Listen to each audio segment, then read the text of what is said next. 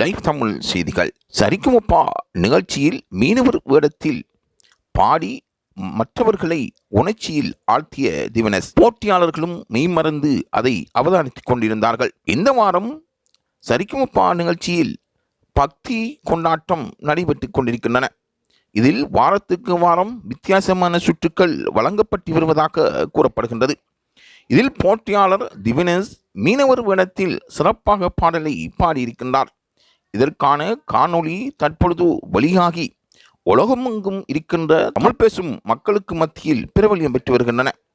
பிரபல டிவியில் ஒளிபரப்பாகி வரும் நிகழ்ச்சியில் திவினஸ்கென்று ஓர் இடம் இருந்து வருவதாகவும் அவரின் பாடல் மக்களுக்கு மத்தியில் பிரபல்யமும் வரவேற்பையும் பெற்றிருப்பதாக சரிக்குமப்ப ஏற்பாட்டாளர்கள் கூறிக்கொள்கின்றார்கள்.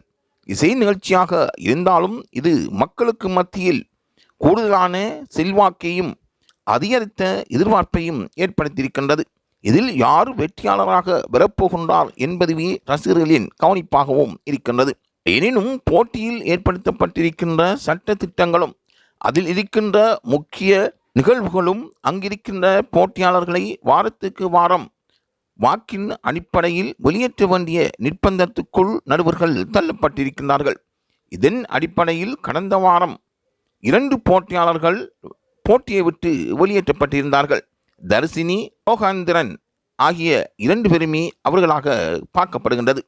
இந்த வாரம் ஒவ்வொரு வேடமும் தரித்து தங்களின் பாடல் திறமையை வெளிக்கொண்டு வந்திருக்கின்றார்கள் போட்டியாளர்கள். இதில் போட்டியாளர்களில் வித்தியாசமாக தனது பாடலை ரசிகர்களுக்கு வழங்கி வருகின்ற திவினஸ் மீனவர் வேடத்தில் வந்து பாடி மக்களையும் நடுவர்களையும் மதிமதங்க வைத்திருக்கின்றார். அவரின் கஷ்ட நிலையை உணர்த்தும்படியாக அந்த பாடல் இருந்ததாக நடுவர்கள் கூறுகின்றார்கள்.